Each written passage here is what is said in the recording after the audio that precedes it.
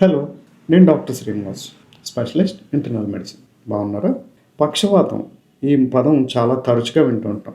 ప్రతి నలుగురిలో ఒకరికి వాళ్ళ జీవితకాలంలో ఎప్పుడొకప్పుడు పక్షవాతం రావడానికి అవకాశం ఉంది. అంటే చాలా ప్రాముఖ్యం కదా! సో, మనం ఈ లక్షణాలు గనక ముందు గమనించగలిగి 4:30 గంటల లోపు గనక మనం హాస్పిటల్‌కి చేరగలిగితే పక్షవాతం నుంచి పూర్తిగా రికవర్ అవ్వడానికి అవకాశం ఉంది. సో, ఈ చిన్న చిన్న లక్షణాలు ముందు మనం గమనించి వెంటనే మనం తరలించాలి. పక్షవాతంకి రావడానికి చాలా కారణాలుంటాయి మెదడులో. దాంట్లో ischaemic stroke, haemorrhagic stroke, embolic stroke ఇవి చాలా ముఖ్యమైనవన్నమాట ఓవరాల్‌గా. అంటే ఇస్కెమియా అంటే రక్తనాళాల్లో పూడికలొచ్చినప్పుడు, అంటే కాలువ ఉంది, పంట పొలాలున్నాయి. పొలాల్లో ఆ నీళ్లు వెళ్ళడానికి తూరలు పెడతా ఉంటారు. ఈ తూరలు మూసుకుపోయాయనుకోండి మట్టితోనో, ఒండ్రుతోనో, ఆ అటువైపుకి నీళ్లు వెళ్ళకపోతే ఆ నీళ్లు సరఫరా ఆగిపోయి ఆ పొలం పాడైపోద్ది కదా! ఇప్పుడు ఇవాళ నీళ్ళు ఆపేసామనుకోండి, ఇది మనకు ఓ 2, 3 రోజుల తర్వాత ఆ పొలాలకి నీళ్ళు అందక పాడవుతాయి. అలా గాకుండా ఆల్మోస్ట్ లాస్ట్‌లో ఇంకా అవి రేపొద్దున కల్లా పోతాయి, పాడైపోతాయి అనే టైంలో మనం గనక నీళ్లు ఇవ్వగలిగామనుకోండి, ఆ తోర క్లియర్ చేసి, ఆ పొలంలో నీళ్లు మళ్ళీ మామూలుగా వెళ్ళగలిగాయనుకోండి, అవన్నీ మళ్ళీ మామూలుగా బతికిపోతాయి. సో, అలాగే మెదడుకి వెళ్ళే రక్తనాళాల్లో ఏదన్నా పూడికొచ్చిందనుకోండి, ఆ పక్కన ఉన్న మెదడుకి సరఫరా చేసే రక్తం వెళ్ళడం ఆగిపోతే, అక్కడున్న మెదడు పార్ట్ అంతా పాడైపోద్ది. ఇది ఒకసారి మొదలైందనుకోండి, ప్రతి నిమిషంకి 20,00,000 కణాలు చనిపోతూ ఉంటాయి. అలాగే రక్తం అందని ప్లేస్ ఒకటి మెయిన్ స్పాట్ ఉంది. దానికి రక్తం అందట్లేదు. దీని పక్కన ఇంకొంచెం జరిగితే అటువైపు అటు ఇటు కాకుండా అందకుండా ఉంది. అవి ప్రాణం పోలేదు, ఇటు జీవం లేదు అన్నట్టున్నాయి. ఈ టైంలో గనుక మనం మళ్ళీ బ్లడ్ సరఫరా మళ్ళీ మామూలు చేసామనుకోండి, ఇవన్నీ బతికిపోతాయి. ఈ పెనంబ్రా అంటారన్నమాట. రక్త ప్రసరణ సరిగ్గా లేని ప్లేస్‌ని కణాలతో జీవంతో ఉన్నాయి.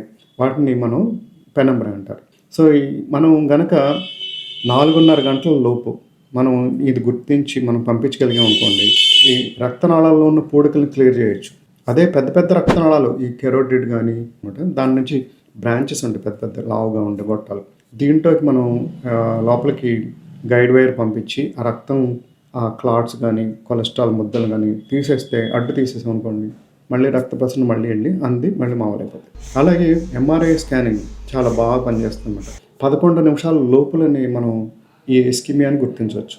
అలాగే సీటీ స్కాన్ అనుకోండి 6-8 గంటలు పడుతుందన్నమాట. ఎంఆర్ఐ స్కాను 11 నిమిషాల లోపులనే దీన్ని ఇస్కిమియాని గుర్తించగలుగుతుంది.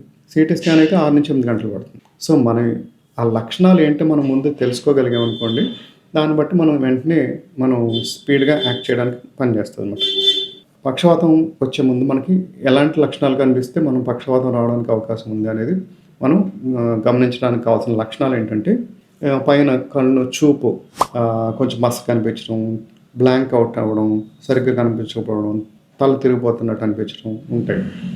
లేతే ఈ ఈ మూతి పక్కకెళ్ళిపోతుంది. ఇలా ఫేస్ పక్కకెళ్ళిపోతుంది. మాట ముద్దగా రావడం, మాట్లాడలేకపోవడం, సరిగ్గా మాట్లాడకపోవడం ఉంటుంది. మూతి పక్కకెళ్ళిపోవడం, కనుబొమ్మలు ఇలా మూత పడలేకపోవడం, ఒక హాఫ్ ఆఫ్ ది ఫేస్ సరిగ్గా పనిచేయకపోవడం. అలాగే ఆర్మ్స్ చేతులు ఉన్నాయనుకోండి, వదిలేస్తాయన్నమాట. పట్టు వదిలేసింది, జారిపోతున్నాయి, పట్టుకోలేకపోతున్నాం, వదిలేస్తున్నాయన్నమాట. అలాగే కాలు పట్టు తగ్గిపోతుంది, బ్యాలెన్స్ అవ్వట్లేదు, సరిగ్గా ఓ పక్కకి నడుస్తున్నాం, లేకపోతే ఒకవైపు తూలిపోతున్నాం, ఒకవైపు పడిపోతున్నారు, అంటే బ్యాలెన్స్ సరిగ్గా లేదు. ఇవి చాలా ముఖ్యమైన లక్షణాలన్నమాట. ఈ లక్షణాలు ఇక్కడే, అక్కడ, ఇక్కడ పెట్టి ఒక మీమ్ తయారు చేస్తే బీ ఫాస్ట్ అని గుర్తుపెట్టుకోవచ్చు. BEFAST, B fast. బి అంటే బ్యాలెన్స్ సరిగ్గా ఉండకపోవడం, ఒకవైపు తూలిపోవడం. ఈ అంటే ఐ చేంజెస్, ఈ తూలు వచ్చినట్టు అనిపించడం, కళ్ళు తిరగడం, మసగ్గా అనిపించడం, బ్లాంక్ అవుట్స్ అవ్వడం. అలాగే ఎఫ్ అంటే ఫేషియల్ ఎసిమెట్రీ, ఫేస్‌లో ఒకవైపు మూతి పక్కకెళ్ళిపోవడం లాంటివి, కనుబొమ్మలు ఎగరేయలేకపోవడం లాంటివి ఉంటాయి. ఏ అంటే ఆర్మ్స్, అంటే చేతులు వదిలేయడం, పట్టు తగ్గి పడిపోతుంది, పట్టుకోలేకపోవడం. ఎస్ అంటే స్పీచ్, మాట సరిగ్గా రావట్లేదు, ముద్దగా వస్తుంది, సరిగ్గా మాట్లాడలేకపోతున్నారు. ఇవి ఎస్ అంటే. ఇంకా టీ అంటే చాలా ముఖ్యమైనది టైం. బీ ఫాస్ట్, ఫాస్ట్‌గా 4:30 గంటల లోపల గనక మనం తీసుకెళ్ళగలిగితే, ఇదివరకు ఇంజెక్షన్స్ చేసేవారు కాదు. ఇప్పుడు రక్తం కరగడానికి ఇచ్చే మందుల వల్ల రక్తం గడ్డగట్టిన దాన్ని కరగడానికి ఈ 4:30 గంటల లోపల గనక ఇచ్చేస్తే పూర్తిగా క్లియర్ అయిపోతుంది అనమాట. అలాగే లక్షణాలు కూడా మనం గుర్తుపెట్టుకుని దాన్ని గుర్తించి 4:30 గంటల లోపల మనం దాన్ని హాస్పిటల్‌కి తరలించగలిగితే ఒక లైఫ్‌ని సేవ్ చేయగలిగిన వాళ్ళం అవుతాం.